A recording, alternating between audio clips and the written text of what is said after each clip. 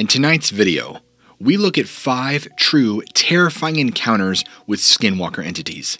Get ready.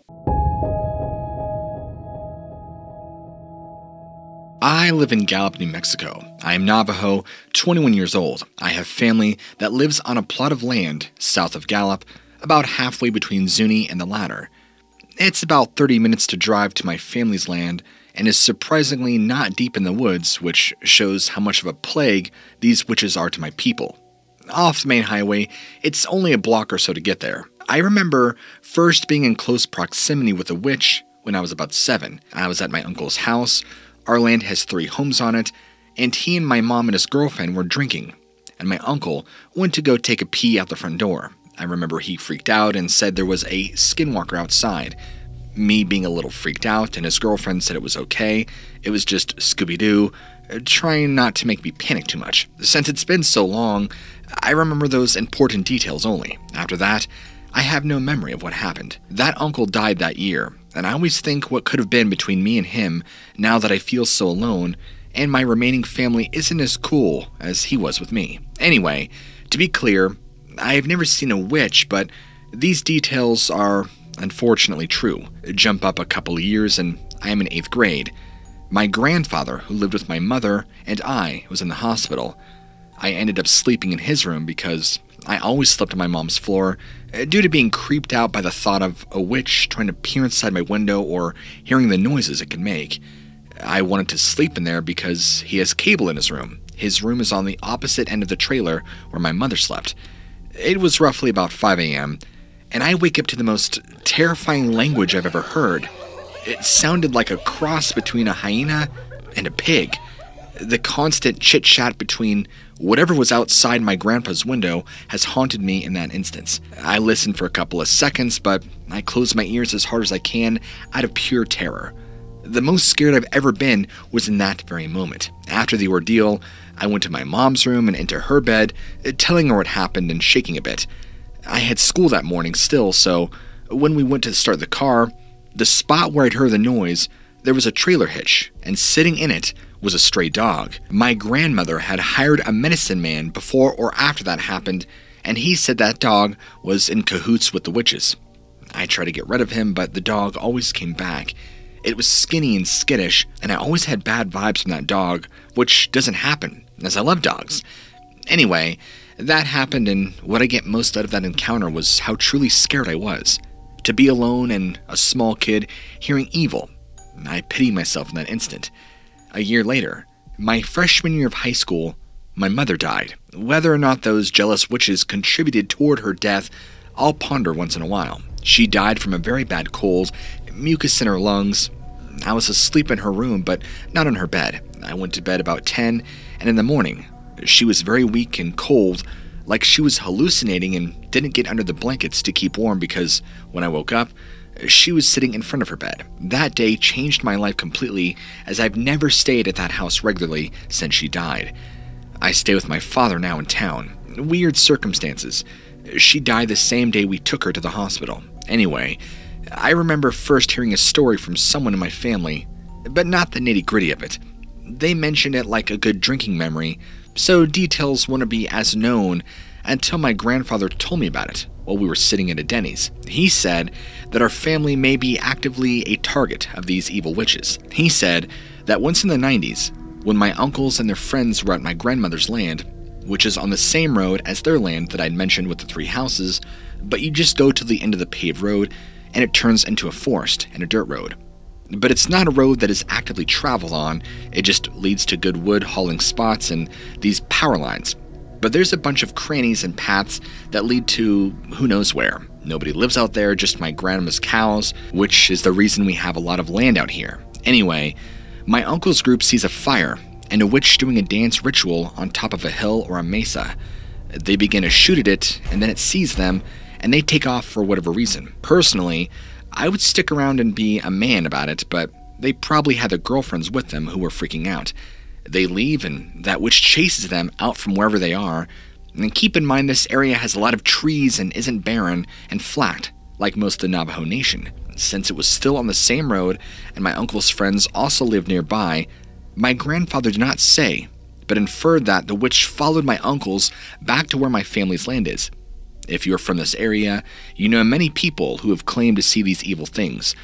Other stories involving anybody other than the people around here are just stories, and my family and the history of the area they settled at is real. I'm just a regular kid who likes regular stuff. I wouldn't type all of this if it weren't true. I don't like fake paranormal stories, and you wouldn't either if the paranormal was just a footstep away. After all the damage these witches have caused, nobody wants to talk about it or do anything about them. What is there to do? The trailer where my grandfather and mom lived is a dump, mice-ridden and disgusting, since my grandfather died last year and nobody lives in it. A bunch of good memories of me growing up in it for it just to turn out like it has. If there's anything I would like to tell you is don't take those you love for granted. I wish I had more time with those I've lost. It's been 6 years now since my mom died, and each day is a day that I inch further away from her and my small memories left of her.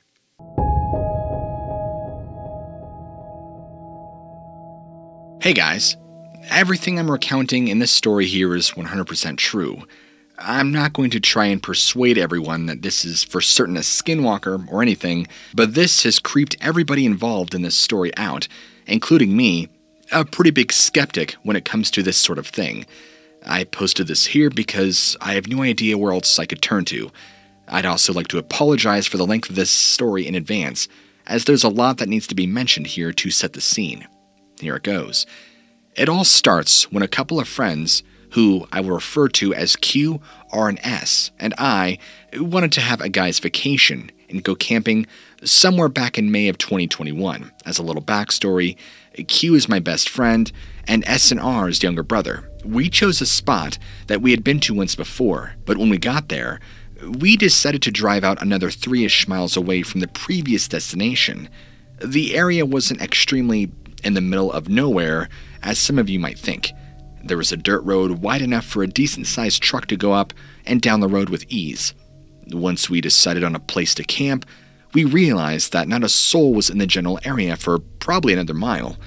The only evidence that there was anybody near us was the distant sounds of gunshots, as the shooting was allowed in this area at the time. The only things alive in the area that we could see were larger than a bird that were grazing cattle caged in by a fence. One of the main activities we would be participating in was trapping coyotes.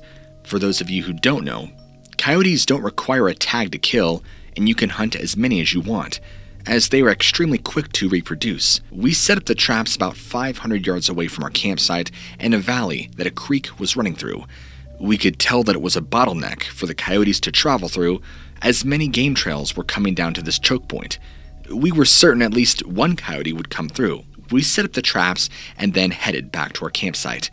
We got back and the sun was beginning to set. Being the middle of May, the sun was out in full force where we were at, approaching 100 degrees Fahrenheit. We were already exhausted from hauling around the heavy trapping gear, but this heat was just making it worse. It got to the point where the only thing we could do was sit in what little shade we had and wait for a couple of hours until the sun was down. A few hours later, the sun finally sets and the temperature begins to drop. We search around with our flashlights to try and find dry sticks and dead sagebrush on the ground, all along with cows mooing in the background. Once we get our fire lit, we sit around and we're laughing, reminiscing on old times, and just being happy to be around each other.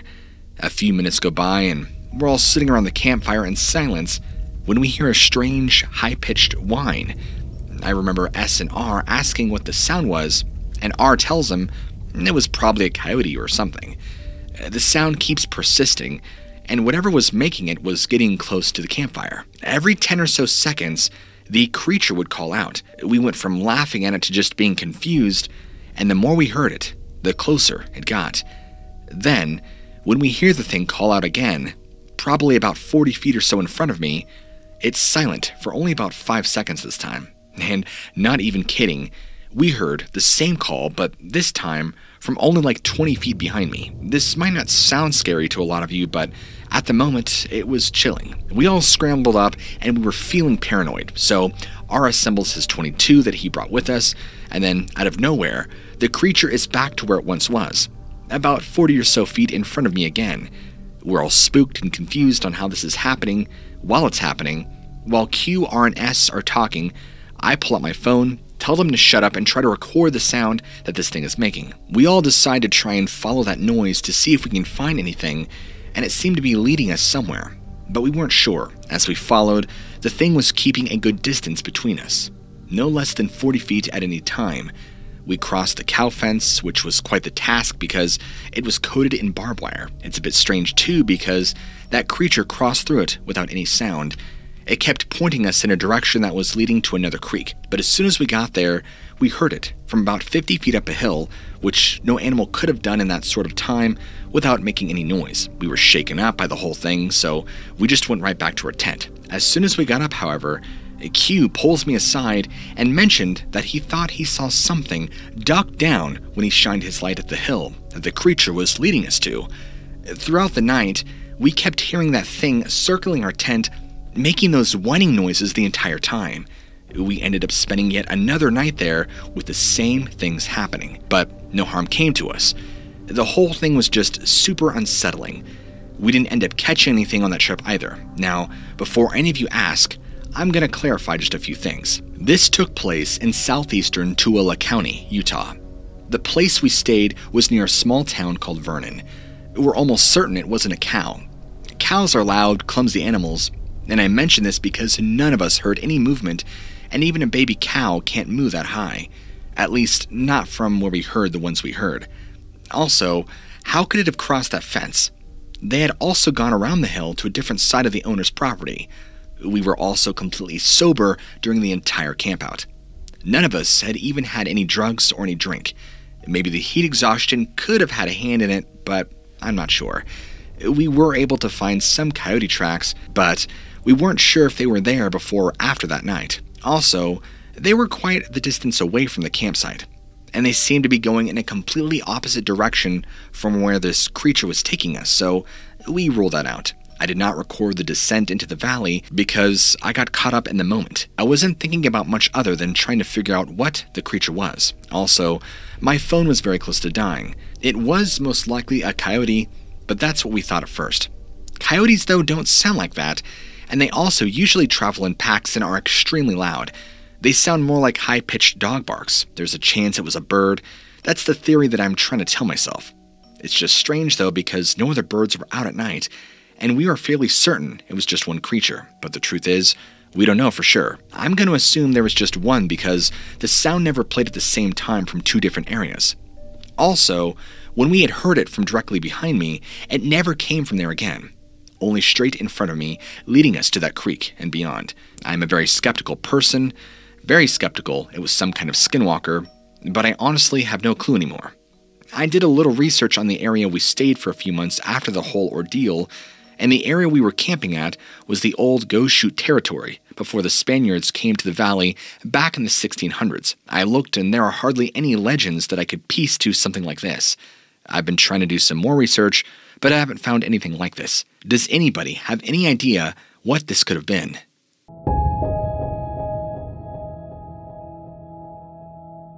I'm not certain on the whole skinwalker thing or where they live or what they look like, but I was told to post my story here in hopes of some answers. See, I live in the UK, and my friend's uncle owns quite a large bit of land.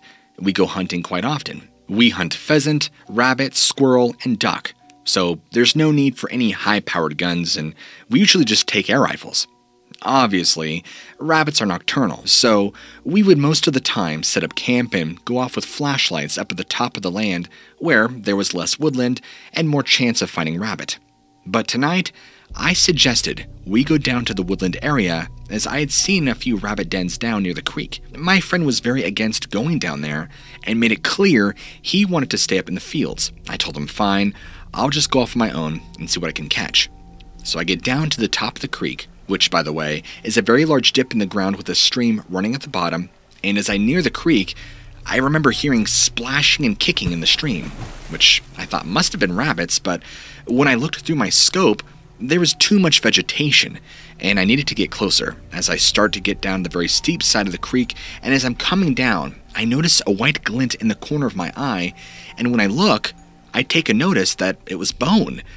I thought it was quite cool and wanted to get a closer look, but upon said closer look, I can see quite clearly but it was a fully grown female deer.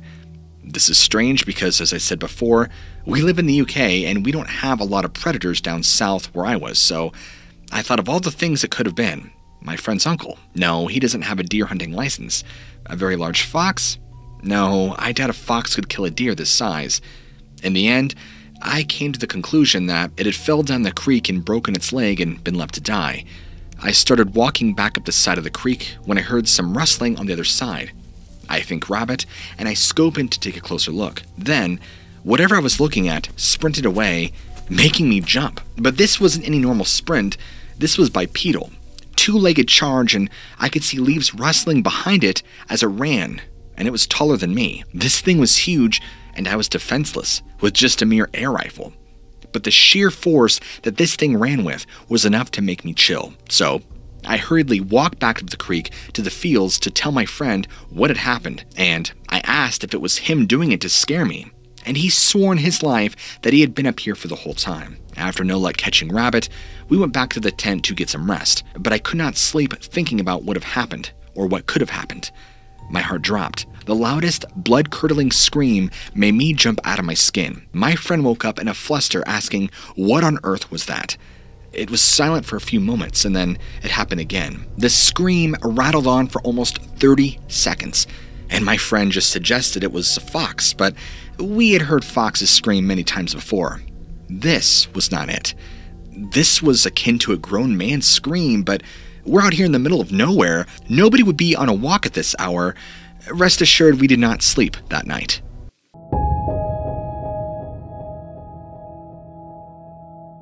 A few months back, I was staying the night at one of my friend's house. He lives on the far edge of town in Utah, and he still had neighbors around, but there was a lot of forest around it, and it was next to a canyon. I don't know if the scenery helps to the story, but I will try and list every detail of my encounter. I was staying the night, and my girlfriend also came over to hang out for a while. We hang out, and everything is fine and fun and great. 1 a.m. rolls around, and I had work at 6, in another town about 30 minutes away. So I said, hey, maybe you should leave so I can get some sleep before work. At this time, my friend went to sleep, and it was just me and her. As we were walking to her car, I began feeling uneasy, like I could hear something. We get to the driver's side of her car, and I give her a hug goodbye. As I'm hugging my girlfriend, I look behind her, and am struck with shock and fear as I see a creature maybe 8 to 9 feet tall. It was standing next to a cherry tree on the side of my friend's driveway. Bipedal, it was very skinny. The moon was out, so I could see this thing clearly, but not so much color details. The legs were bent backwards like deer legs or the back moose legs. It slouched a lot, and I still couldn't see its face, and it was in the leaves of the cherry tree, which had to be at least 12 feet tall. I remember not being able to talk much, except goodbye to my girlfriend. I don't know why, but I couldn't even tell her to look behind her. Before I let go of her, though, I saw this thing move. It took off running towards the tree line, and what absolutely baffled my mind was the speed of this creature. It looked impossible, as if it were blurry when it started running. I remember it looking right at me through the leaves, even though I could not see its face. What was the worst thing about the experience was the emotions attached to seeing what I saw. I felt like my confidence and emotions were attacked. I have never felt the feeling of fear like this before and have been charged by a full-grown brown bear. After my girlfriend got into the car, I stood in that very spot from when I hugged her until she left the driveway. I don't know if it was more out of fear or making sure she left safely. I didn't know what to do, so I slowly walked over to my car and got it. I called my friend multiple times and he was asleep and did not answer. I looked out my window after several minutes and looked to the left and saw my friend's cat Avery. I tried to think logically. If my friend's cat, which probably has better senses than me, is out here, then I am probably seeing things and it was safe. So I got out and stood next to Avery. Next thing I know, it sounds like there's a Clydesdale horse running through the deep growth of the forest.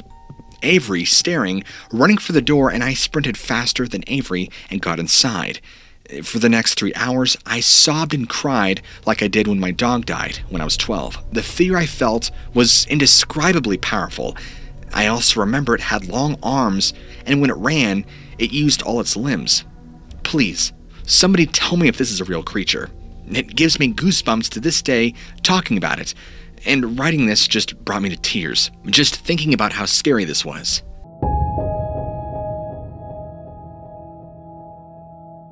First off, I'm going to say that I've been somewhat interested in this kind of stuff for a while, but I've always been pretty skeptical of most paranormal things, taking every story like this I hear with a grain of salt. Also, I've taken multiple camping trips to Utah deserts, and this is the first time anything like this has happened to me. Yesterday, me and my 3 brothers went on a short, one-night camping trip to the lava tubes near Fillmore, Utah, but pretty much in the middle of nowhere in the desert.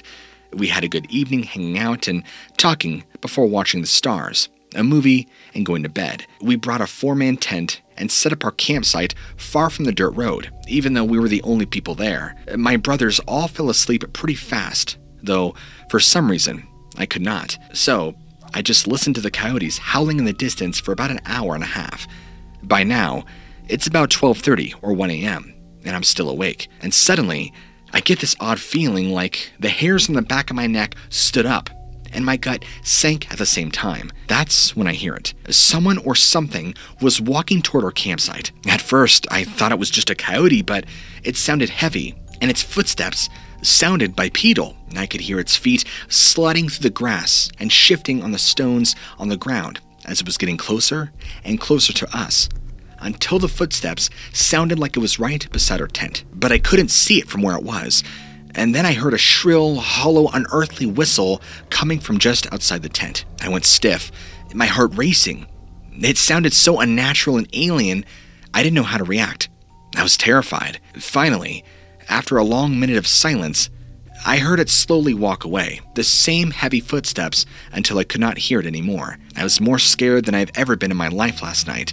I was too scared to take a peek outside the tent then, but now I kind of wish I had. I stayed awake for another hour, wondering if I should wake my brothers or not. But I decided against it and tried to sleep. This morning, before we packed up and left, I told them what I heard, but none of them believed me until we made it back home. And my dad told us something really unsettling. He said that last night, around 12:30 a.m., he felt very worried about us, and he didn't know why. He told us that he had this feeling like we were in severe danger, and that he needed to pray for our protection, which he did immediately. Once my brothers heard him say that, they took our story a little more seriously, but they are still skeptical, as am I. I don't know what I heard last night, but I do know that I heard something. If anybody has any idea as to what it is, please tell me.